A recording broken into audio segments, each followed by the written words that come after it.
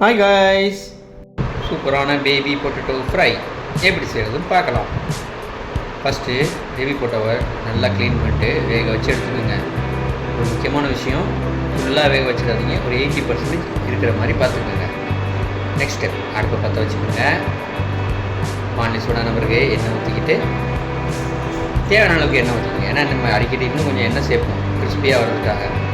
So நல்லா ஹீட்டான பிறகு கொஞ்சம் கடுகு, உளுத்தம்பருப்பு, அப்புறம் கடலைப்பருப்பு, எதுக்குன்னா கிறிஸ்பினஸ் இன்னும் டேஸ்ட்டை ஏற்றி கொடுக்கும். தென் சீரகம் ஃப்ளேவருக்காக போட்டுட்டு நல்லா பொரிஞ்ச பிறகு கொஞ்சம் கருவேப்பிலை, பட்டை மிளகா, காரத்துக்கு ஏற்ற மாதிரி. குழந்தைங்க விரும்பி சாப்பிடுவாங்கன்னா காரத்தை கொஞ்சம் கம்மி பண்ணிக்கலாம்.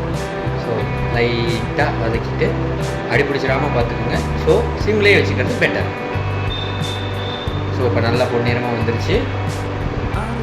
நெக்ஸ்ட்டு கொஞ்சமாக பூண்டு, இதுவும் ஃப்ளேவருக்காக தான் சேர்க்குறோம், வேணான்னா விட்டுருங்க. அதையும் பூண்டு மட்டும் கொஞ்சம் கோல்டன் ப்ரௌனாக வர மாதிரி வதக்கிக்கிட்டால் போதும்.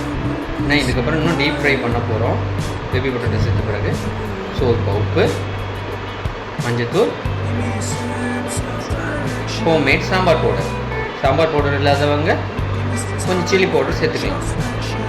கொஞ்சம் எக்ஸ்ட்ரா எண்ணெய், ஏன்னா இப்போ இந்த இடத்துலையே வச்சு நம்ம வதக்கிட்டோம்னா டேரெக்டாக பேபி பொட்டேட்டோவை ஆட் பண்ண பிறகு ஃப்ளேவர் டேரெக்டாக அதில் அப்ளை ஆகும். ஓகேவா? நல்லா வதக்கிக்கோங்க. நெக்ஸ்ட்டு கொஞ்சம் பெருங்காயம், இது ஜீரணத்துக்கு ஹெல்ப் பண்ணும். கொஞ்சம் டீப் ஃப்ரை பண்ணியாச்சு. இப்போ நெக்ஸ்ட்டு ஃபேஸ் தான் மிக முக்கியமான ஃபேஸ். இப்போ வரையும் சிம்பிளே வச்சு மெயின்டைன் பண்ணிக்கோங்க. இப்போது நம்ம வேக வச்சு கட் பண்ணி வச்சுருந்த பேபி பொட்டேட்டோவை ஆட் பண்ணுறோம். எல்லோரும் ஒரு மிஸ்டேக் இந்த இடத்துல பண்ணுவாங்க, அவசரமாக கிளற ஆரம்பிச்சுடுவாங்க. இதில் என்னென்னா கொஞ்சம் பொறுமையாக பார்த்து கிளறாமல் இருந்தால் தான் அந்த பேபி பொட்டேட்டோ அசிட்டிஸ் அதோட ஷேப்லேயே இருக்கும், உடையவும் உடையாது. ஸோ இந்த இடத்துல ஃப்ளேமை கொஞ்சம் பெருசு பண்ணிக்கோங்க. அப்போ தான் அந்த ஃப்ளேவர்ஸ் எல்லாமே ஈவனாக அதில் அப்ளை ஆகும். ஸோ கொஞ்சமாக அப்படியே லேசாக கட்டி விட்டுருங்க. ஸோ ஆல்ரெடி நம்ம 80% வேக வச்சுருக்கோம். இந்த நேரத்தில் என்ன பண்ணுறீங்கன்னா இன்னும் நல்லா எல்லா பக்கமும் அந்த மசாலாஸ்லாம் ஈவனாக அப்ளை ஆகிற மாதிரி இது பண்ணிவிட்டு க்ளோஸ் பண்ணி வச்சுருங்க ஒரு 5 minutes கழிச்சு. ஸோ இந்த டைமில் எல்லாமே என்ன ஆகணும், சிம்மில் இருக்கும். ஃப்ளேமை பெருசாக வச்சுட்டிங்கன்னா அந்த மூடி வச்சதுக்கு அதுக்கும் ஆவி சேர்ந்து குழஞ்சிடும். ஸோ அதனால் சிம்லேயே வச்சுக்கோங்க. ஒவ்வொரு டைமும் கொஞ்சம் கொஞ்சமாக பரட்டி விடுங்க.